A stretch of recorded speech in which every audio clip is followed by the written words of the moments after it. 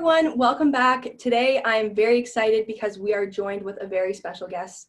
This is Kat Georgiadis, for anybody who doesn't know.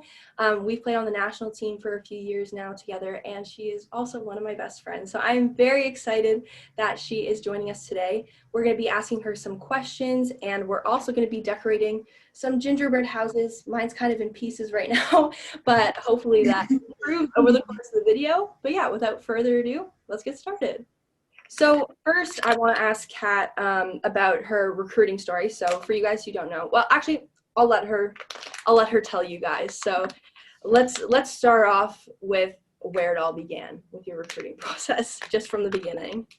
Okay, so I guess when things started to get serious about like me reaching out to schools, it must have been beginning of grade 11, which I was told was super late. But anyways, so as I continued through grade 11, I was searching, but nothing necessarily stuck.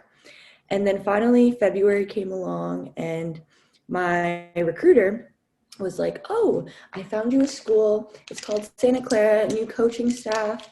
I think you would fit really well here. Why don't we set up a call? And I was like, I'm down. Just set me up. I loved everything. I was like looking it up. I loved everything about it. It was Jesuit and I'm religious, so it fit perfectly.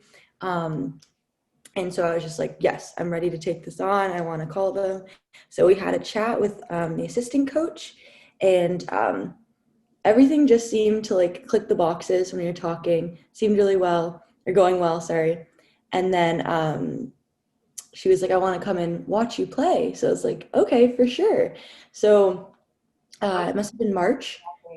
Yeah, a little nerve-wracking. So she decided to come to one of our practices. So one of my coaches generously set up an exhibition game with some older gals. And so my coach was able to watch me, which is awesome. I couldn't really interact with her though, because I think it was like this gray area. I'm not really sure. Oh, I just dropped a whole bunch of icing on me. It's terrific. And yeah, so then we were able to text afterwards, and then she was like, I want you to come out for a visit. And I was so excited because I could meet my head coach and the other girls on the team. And in May, I went for my first official visit, and it was awesome. It's everything you could have asked for in a visit. Honestly, the girls, they rotated me through with like every teammate, so I saw how everyone was. I loved the culture that they had or were building, because it was the first year that my coaches had the team. Well, they hadn't had them for a year yet. So they were just like moving in, getting things done. So I loved the team culture. And right as I walked on campus, it just felt like home. And like I could see myself living there for like 4 years. And there was like nothing that I was like kind of on edge about. And then it was kind of a funny story because my coach was like, we were out for dinner and she had offered me a spot, and I was like, I remember looking at my mom because my mom had come, and I was like, can I take it now? And because I feel like a lot of girls will like go home, and she had said like, go home, think about this. And I was like, no, like, this is what I want. So immediately after dinner, I was like, hey, Erin, like, can I accept the offer? Like, can we make this happen? So I verbally committed at the end of my visit. And I think it was like one of the best decisions of my life. I'm so excited and cannot wait. It was really fast recruiting process.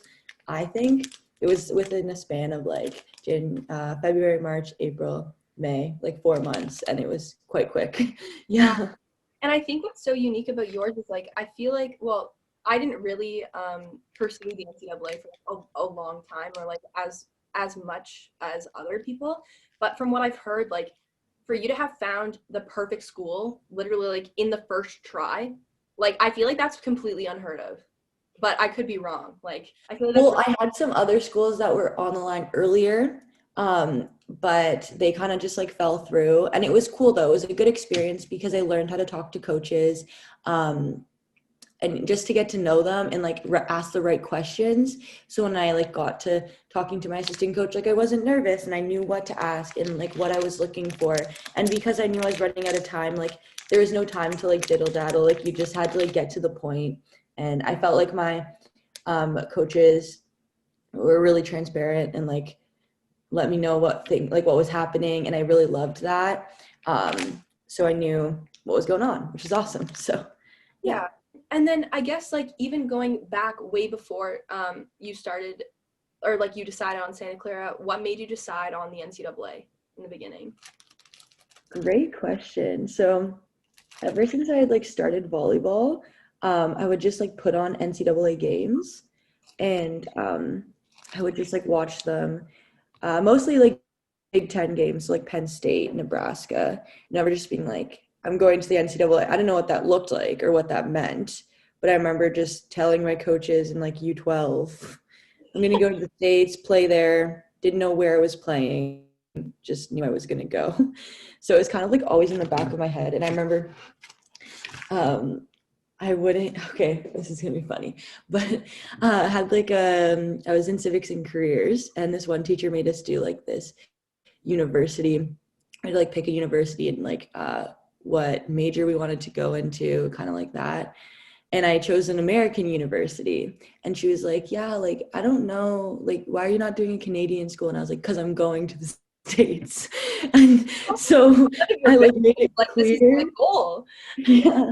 And I was like I was kind of mad, and she was like, well, let's be more realistic. And I was like, what do you mean? And so I was like kind of caught off guard there.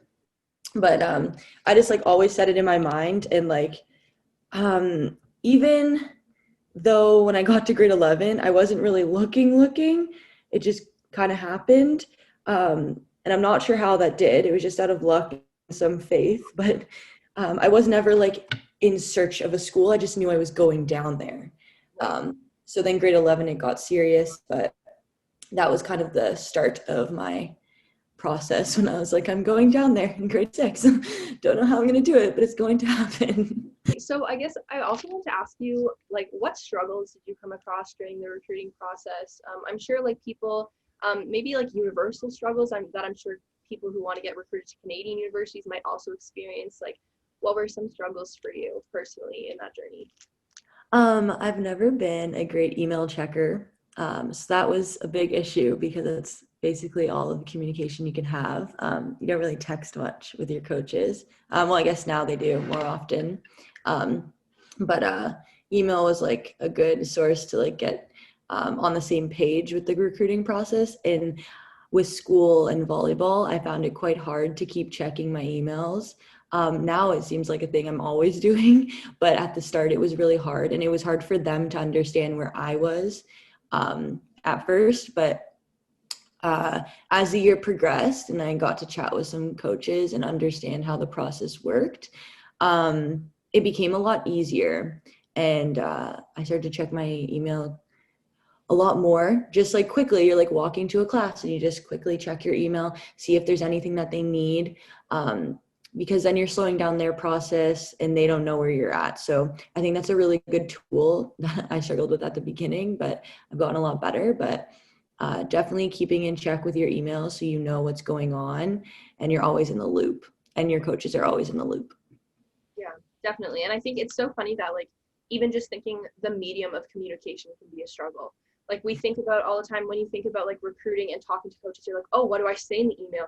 What do I do? Like even the email itself for us, like we don't really use email in our generation. Like we're so used to texting, we're so used to doing all these other things that it's like, hey, that in itself is a struggle because we're not used to using that medium of communication as much. So that's really interesting that you pointed out because I've never even thought about it in that way. So yeah, that's very interesting. Okay, so obviously this year has definitely been different than most. And I think a lot of freshmen, especially at both Canadian and American universities, definitely aren't getting the same experience as usual, like going to the school for the first time, getting to practice with the team, all that kind of stuff. So for me right now, like we just started practicing a few weeks ago, which I'm super grateful for. But I guess what has been the protocol for your school specifically or for your conference? What's the situation with that right now? Great question. I'm not sure what our whole conference is doing, but for my school team, they started out playing with masks, and it was like very social distanced. Coaches also had to wear masks. It was very strict. And then eventually they started to progress into more of like no masks. And then they eventually got to gameplay, but our coaches still had to wear masks during this whole process. And right now though, so they are supposed to stop playing, sorry, this past week and then go home for Thanksgiving. But California went into purple zone, which is worse than red, which is what Ontario's in. Yeah, from my understanding. So they had to stop training completely. No weight room, no on court, no nothing. So I guess it was at a good time. They're fortunate that it wasn't like earlier than this, because you're going home anyways, regardless. So yeah, it's been a cool journey because they got the opportunity to still train and like play games against each other, like inter-squad games, which is cool to watch because they film them and I could watch them on our Teamworks, which is cool. But yeah. So right now you're not at Santa Clara. That's kind of why you're talking about like, oh, I'm happy that I got to watch them or that they got to train. So you're currently in BC at the Richmond Oval right now, training at Full Time Training Center, which is so cool. So I kind of want to talk about your experience there and how that's been going for you. Like, what's an average schedule in your day? Yeah, so Monday, Wednesday, Friday, we start training around 12:30, and that will go. Usually, it's been fluctuating a little bit because of COVID, and it's thrown some curveballs at us, but usually about 2 to maybe 3 hour practices, and then we'll go for an hour lift, and that's on Monday, Wednesday, Friday, and then Tuesday, Thursday, we'll start a little bit later, 1 or 1:30, and then we'll go for about 2 hours.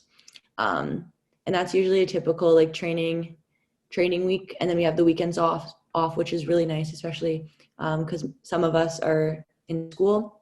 So we have that time to just like get some schoolwork done, maybe tour, because BC is just beautiful. It's unreal. Looking out at mountains is crazy. Yeah, it's a typical week.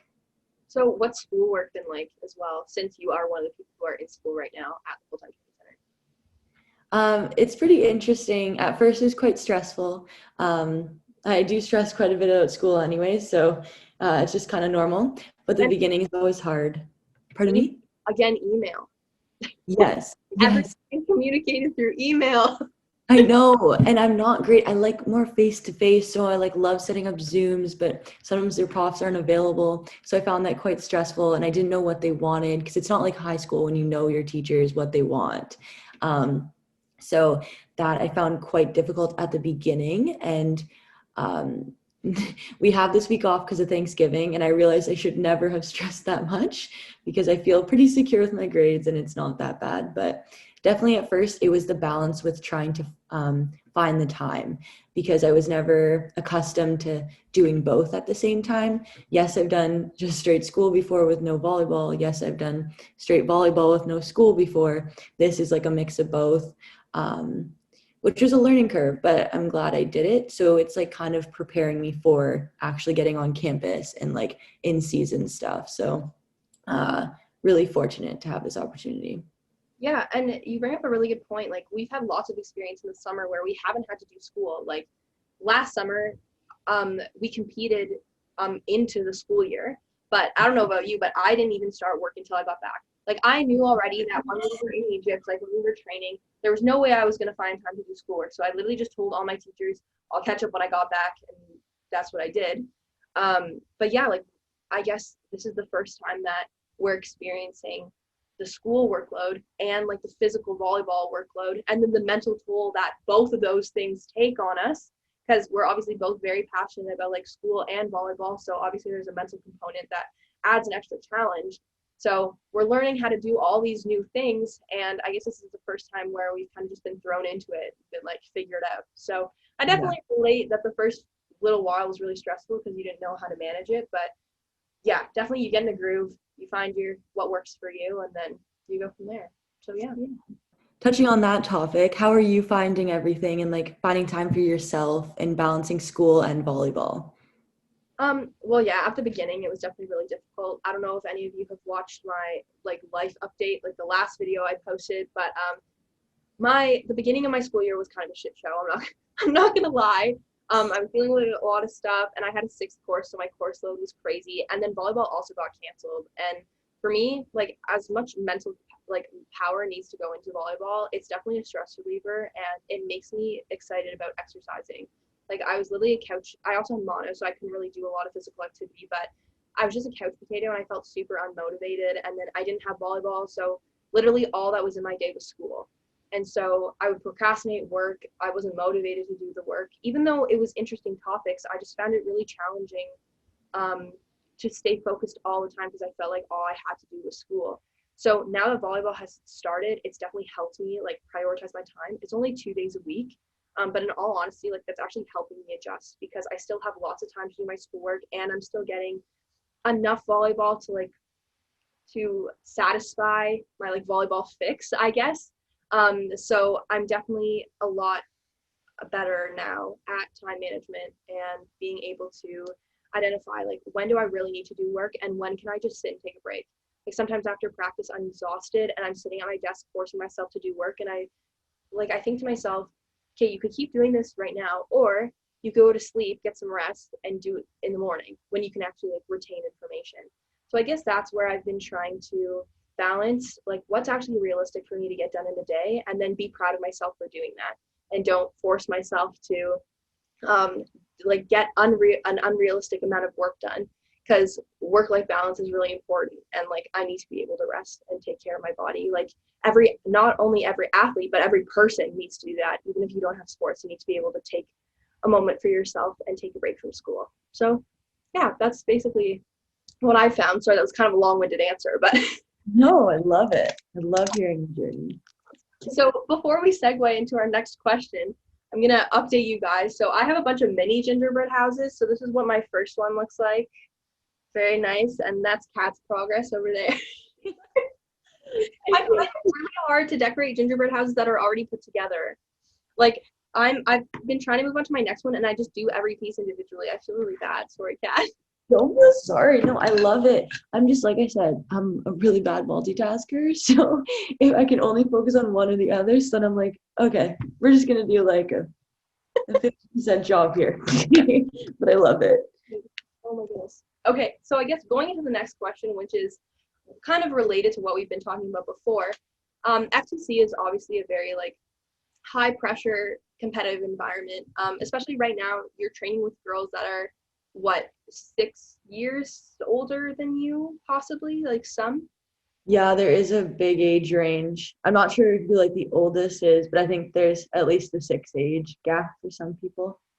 So I guess that obviously like there's an expectation obviously that you want that those older girls like uphold, because they're also there to train and get better, right? So I guess also relating to our experience in the summers with Team Canada, what are some struggles that you have like with high performance pressure? And I guess have you found any strategies that work to kind of help those struggles or help you overcome those things? Or are you kind of, or are there things that you're still working on right now and you're in this experience and you're trying to figure that out as you go? Yeah. So definitely it's just like performance in general, because you want to, as a libero, you have one job. It's just to pass the ball to target and keep them in system. So if you're ever struggling with that, it's like, oh, I'm taking away from getting the middles in, and we need the middles to be run all the time, and you're making it harder for your setter. And all these thoughts start to build up in your head because you're just like, I'm not doing my job. And I think it made it a lot easier when I would just like step back and be like, okay, I'm going to pass the best that I can.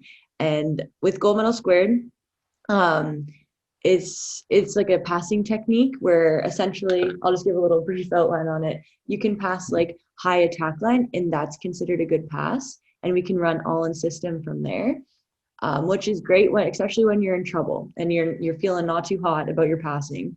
All you have to do is just focus on one thing and just go, I'm going to get you the best pass that I can get you at this time for your setter. And maybe even just talk to them and just be like, hey, I think you notice I'm struggling a little bit. Can you help me out? I'm going to try to get you the best pass that I can.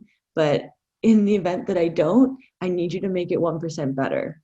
And that's when you need to reach out to your teammates sometime and just be like, I need you to help me fix this. I don't know how to do it right now, but I'm not going to freak out.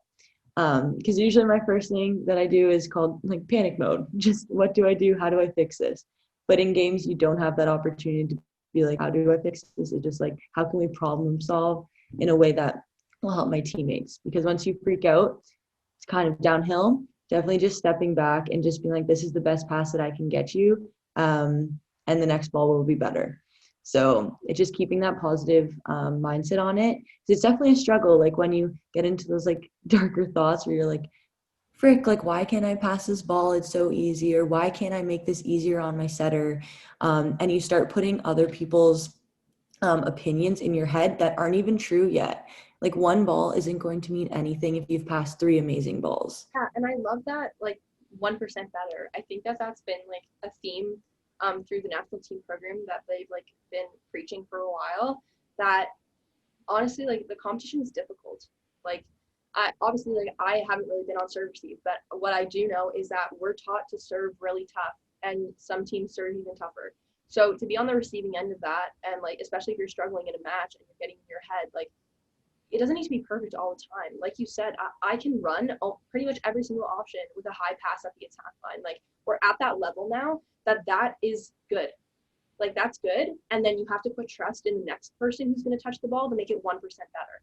And that takes so much pressure. I find like that actually helps me too. Like it takes so much pressure off of you as an individual because you're just there to do the best that you can. You're there to do your job, and it doesn't have to look pretty. You just need to get the job done. Like it doesn't need to be perfect all the time. Like the hitter doesn't need to get the massive kill. Like a roll shot to the middle of the court, if it scores, like it shows up on the stat the exact same way. It's still a kill. If it's like an uncontested like ball that hits the ground, it doesn't matter if you wail on it like 100 kilometers an hour or if you just roll it into the middle of the court. Like it's still a kill. So yeah, I think like taking the pressure off of trying to say like it doesn't have to be fancy. The next person's gonna make it better. I just need to do my job and be back to basics. Like I think that's such a great point, Kat. That's awesome. Thank you. So for any of you who have been lucky enough to play with Kat, you know that she's one of like the best teammates ever. And I think one of the reasons for that is because she's just so optimistic and like brings people up all the time. And it's just so infectious, and it makes everybody else like want to do the same and lift other people up on the court. And it just, I know that I really appreciate it. And I can see the optimism, like not just as her teammate, but like in her life, makes her so nice to be around. So I guess like what drives your optimism so much? Like I've never really asked you this, but like why do you think you're such an optimistic person, or like what do you think about a lot to kind of portray that or to be that? Aw. So one, thank you for those kind words. So sweet. And two, I wouldn't say I was super optimistic when I was really young, but it kind of shifted as I got older and sport became more of my life, because I find that it's easy to dwell on like the hardships and things not going right and the tough times, and it starts to add up. And honestly, it does affect the play. I don't know how other people can be pessimistic and continue to play at high levels because I can't. Then it starts getting into my head and I'm like, dang, like I can't pass this ball, I can't do this, can't do that. And overall it starts adding up. And I started to notice that when I was younger. And I decided to just make a change. I remember just like in general. And I wanted it to be fluid like throughout my life. So it wasn't just like I was living this life on sport and on off of the court, sort of. So I kind of made this decision. I think it was early on in high school to just be like, I'm going to be as positive as I can in every situation. And it kind of helped me see like the good in things, which can be good in some certain circumstances, can be bad in some circumstances. But overall, I think it's helped me, I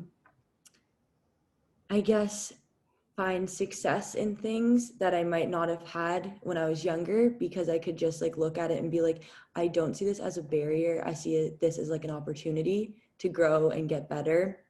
And yeah, I think it just comes with time. It's definitely not easy. And you catch yourself sometimes just being like, why did you just say that? Take that back.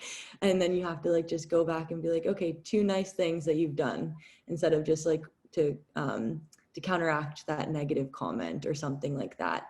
But I find it super easy just like embracing like how much you actually have and being grateful. Like gratitude is an amazing thing. And I think a lot more people should just like write down things that they're grateful for, because at the end of the day, it does make you a better person and you realize how much you actually have as opposed to what you don't. And we get trapped, especially with this in society, that like we don't have this, we don't have that. But at the end of the day, I'm playing the sport I love. I'm surrounded by people that are amazing and have a great family and friends who support me. So like, what's wrong? I have great faith, and that's all that matters and can get me through whatever I need. So. And I think what's so interesting is like I've only known this Kat. Like when you say like you haven't always been this way, I'm like, what do you mean?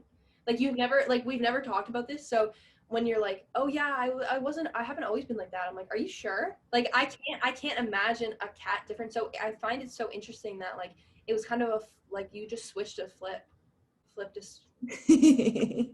Flip the switch. you flipped a switch. Like to me, that's like I'm literally speechless. Like that's so interesting to me.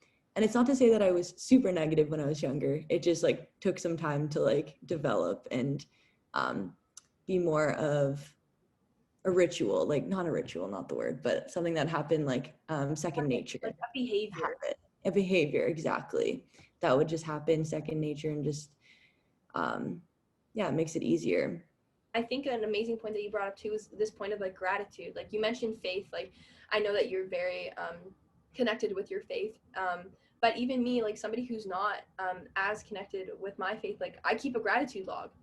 Like it has nothing, like it's obviously like faith plays a part, but like gratitude like can be practiced in like any facet of life. And I totally agree. Like being able to recognize the things that you're able, like that you are grateful for that maybe other people don't have, or that you like I'm grateful that I even found volleyball like as a passion for me. I know a lot of people struggle to find a passion in their life, so I feel super grateful for that all the time. And so I love that point that you bring up gratitude, because I think that that does definitely translate to optimism. So I guess like with this whole optimistic outlook, I know that from being your teammate and your friend, like it really helps me, like it's really infectious. It really helps me like have a more positive outlook on things, or when we're on the court and I'm down on myself, like you do a really good job of bringing me up and bringing up others around you. And so I guess how does optimism like in your personal life translate into bringing others up? I guess when someone else is struggling, I think the first thing that comes to mind is like, I can relate with that. Like, I can be like, oh, they're probably saying some negative comment or like just in their head. So, my main priority is to put a positive one sort of in their head and just be like, hey, like, great last kill, or you got the next one. And I know it all is so dependent on your teammate. Like, I've had to learn over the years who can take that or who thinks it's just like, straight crap and like they just want to just deal with and dwell in their emotion, which is totally fine. Some players play better by doing that. But yeah, I've had to learn over the years like how can I help my other teammates out, and a lot of the times it's like pushing a positive, just like a little like you got this, or I'll take up more space for you, or just like have them focus on like some hitters. I'll just be like, forget about passing, I'll take every ball, and if it messes up, that's on me. I don't care, I'll take the responsibility. You just get out and swing. That's all I want you to do. And like giving them one goal to work on is a lot easier than like focusing on two with like passing and hitting and blocking. Like I can't imagine me. I just need to pass the ball, play defense. It is hard, but it's a lot easier to break down. So I guess it's just like putting positive note in their head and just like making their life a little easier on the court, maybe even off the court if they're struggling off. How can I help them? But yeah, definitely pushing some positive aspect onto them is how I usually try to deal with it. But I'm finding different ways as I grow a little bit older and deal with other mature athletes and how they function on the court. It's been cool and a good roller coaster. So yeah. What I love so much about your optimism and like how you bring up others is so unique is because I think a lot of times people think like positivity and like just equals loudness, or like it's just like rah rah, like scream in your face, like you got this, like you're gonna do so much better, like all this stuff. Like I think what's really unique about how you talk to athletes is that it's intentional. It's not like you're not just saying it to say it, or like trying to be like cheerleader all the time. Like the way you put it is actually like helpful, and it's actually constructive. It's not just a bunch of noise in the background. And that's why I feel like so many people actually respond to it well, because you're actually giving them things to help them. Like you said, I'll take your space. Like, you're providing a solution while still being optimistic. You're not just saying like, oh, don't worry. Like, it's like, well, yeah, like, I know it's easy. It's like, it's easier said than done to not worry. But then you say that, but then you couple it with like, I'm gonna do this for you, or why don't we try this? Like, you offer a solution, which I think is like, which is so amazing, because it's proactive, it's constructive, like, it's actually helpful.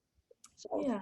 And I think I've had to come to the conclusion that it has to be more realistic. I used to be very like little too much where I was like, let's do this, you got this, just we're like losing by so much. And like I would throw in those words that like literally meant nothing. But then just to like, I don't know, I think it was kind of just me like reaffirming to me that we can do this, we can do this. And then I realized I like checked in and I was like, okay, well that's like not really realistic. How can we make this easier? We just need like 1 point at this time. Can we get that? And I think that's pretty achievable. And it made it easier for me to like give my other teammates what they need, as opposed to just focusing on like a whole like winning this game. And like how can we do that individually, yes, but then come together as a whole and like make this amazing team that can work all together with being so diverse, and then just get out there and do your job. So yeah. I love that. Out of the people I've talked to through this pandemic, I think you have definitely been one to like keep a more optimistic outlook, which I'm not surprised about at all. But I guess, like, how have you been using your optimism to like help cope with everything that's going on, and like, how do you keep every day exciting? And do you feel like days are kind of blending together with your schedule? Like, how are you feeling about that? So obviously it was really frustrating at first, especially with nationals and provincials canceled, and my team was doing really well throughout the year, so I was really pumped and excited. And then we got hit with the news, and I remember just being like kind of frustrated, and I was like, well, maybe, I remember just thinking like maybe there's a chance, like if things start clearing up, they could just be like, we'll push it later, things are gonna be okay. So then I was like, why don't I just work on things that I can control? And that was just like um continuing to work out like 5 days a week, and just like keeping up with my schoolwork and just keeping a routine. I remember keeping a routine kept me sane throughout quarantine. So it just helped me find a groove and think I was in something that we weren't in a pandemic. It kind of just like masked that. And then I started to like incorporate things that I've been wanting to work on. So like handstands and finding time for myself, and even just like watching a show. I like something as simple as watching a show or a movie I had not done in months because it's just on a go for so long. um, and yeah, it was just trying to take my mind off of the fact that I couldn't do what I truly loved. So it's trying to find like a little passion that could like fill the time. I was like making a TikTok, so be it. Surrounding myself with family, so be it. And like working on handstands really helped because it was something that pushed me and challenged me in a way that like kind of volleyball would. And then when you start to get it, you're like, you feel that satisfaction, which is really nice. The days definitely blur over quite a bit, especially right now. But one way that I find that helps is, like I said before, like making time for yourself, especially when you have just straight school and volleyball. It's really great to like have friends here that I can like go and just hang out with for like even just quick 10 minutes, or like have dinner with, or today I'm going out just to get a coffee and maybe do some like Black Friday shopping on the Saturday, see if there's still deals, just for like a little bit before I complete all my other assignments coming up in finals week. So it's definitely finding the time to change it up, as opposed to just finding the straight schedule of going straight to waking up, going straight to volleyball, coming back, doing a whole bunch of schoolwork, and then eating and like going to bed and doing the exact same thing. Because that's when it takes a mental toll, because you definitely need social interaction. And I guess that's really hard to find right now. Especially things aren't going well in like your family or something, but definitely finding an outlet. Maybe you can FaceTime someone. I've been trying to reach out to as many people as I can right now, because I do have the time. And yeah, I don't want to grow distant, because you need those people in your life. So that's one thing that's helped me cope with like the days blurring and coming together. Yeah, definitely. Like, we need connection. Like, we all need to be talking to each other. And I think that you bring up a really good point with, right now it's going to be really easy to get distant from people because we're not seeing them. We're not like we're not interacting with them in person, or we're not seeing them in class, or we're not, you know, like in common settings that we usually would. So I think it's important now, like more than ever, to make sure that you are connecting with those people. And like sometimes it's hard to make an effort because you're tired, or there's a million like excuses you can make for why you would reach out to somebody. But at the end of the day, it's like if you really want them in your life, I think that that's such an important point, that you need to make the effort to like reach out and connect to like maintain those relationships. So yeah, thanks, Kat. Like that actually really helped me too, because I find myself sometimes like falling into the habit of like a schedule and just doing schoolwork all the time. It's like I can just pick up the phone and like call you, or like call a friend, or call my parents. Like I'm away from home, so like the time to talk to them too is awesome. But yeah, thank you. No problem. That's really like all the questions that I have for you, but I just want to wrap this video up with a few more things. So first of all, what are your plans moving forward from now? Like, are you staying at FTC much longer? What's the plan for Santa Clara in second semester? What's that whole thing looking like right now? So as of right now, we're going to be training here until December 18th. We'll be flying home and seeing my family for Christmas. And then the plan is on like the 26th to fly down to Cali, and just, I'm going out with my sister, so I'm really excited, and we're just going to collect all the things I need for my dorm, and our report date is January 2nd. My coaches and my team is like really hopeful for that day. So it's keeping me positive and something to look forward to too. As this day has been put off for quite a long time, but I'm just trying to stay positive with it. And I know one day it will happen. I'm just hoping it's January 2nd that will happen. So that's the plan. That's so exciting. Oh my goodness. And then the last thing I want to ask you is, do you have any advice for the people viewing right now, specifically athletes? Yeah, I would definitely say when you're hit with change or you need to change, I know it's really hard as athletes when you get away with so many things, just being like yourself, and like just it comes easier. But I want you to like take that time to understand it, but don't stress about it. Like go into each practice with like one priority, and like one thing you want to get out of that practice, and just take it with time, because it's not always going to be a 1 week change. And I think a lot of athletes just expect it to be super fast. I know I have thought it was going to be like max 3 weeks and this, you get it right away, but it's not always that case. And it's the little victories that you need to celebrate. If you do get that one dig and it felt like that technique, then celebrate that and just be like, yeah, I definitely did that, and embrace it again with that positive thought. And on the other ones, don't even think, just be like, okay, that didn't feel right. I just need to fix this in a good way. And just realign your thoughts, so that when you get into the practice, you're not going to stress about it and like get overwhelmed with how you're going to perform, because it will come with time, and stressing will only inhibit it. So don't worry about that. Awesome. Thank you so much, Kat. I'm so happy that we could do this. I know it's kind of a little makeshift over Zoom, but we figured it out, and I'm super proud of us. Yes. Let's show our gingerbread creation. Okay. I think Lauren might have excelled a little bit more, but it's fine. It's not pretty, but it's doable. And it's okay. You went for the minimalist look. It's okay. Yeah, I got all the colors on there, and the icing everywhere, but I'm pretty proud of this, especially with my multitasking. But yeah, thank you so much. I do really appreciate you coming on my channel and sharing everything that you have to share. Like honestly, like your knowledge like wows me all the time, and just talking to you, like honestly, I learn so much every single time when I talk to you. So thank you so much, and I hope that everything in BC is like going well for you, and that you enjoy the last few weeks of training there. And I'm sure we'll talk before you go to Santa Clara, because I'm super excited for you and I want to hear about that when you get. You're the sweetest, Lauren, and thank you so much for having me. I genuinely loved this, and I hope we can do it again, and maybe in person one day instead of over Zoom. But I'm so thankful to have you as a close friend, and I can't wait to connect with you more. Thank you for having me. Yeah, of course. Bye, everyone, and bye, Kat. Thank you so much for joining us today, and hopefully I'll see you in the next video. Bye. Bye.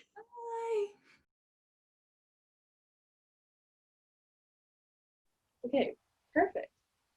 Yay. Yeah. Now together like blue. Yes. Yay! There's so much icing everywhere. Go ahead.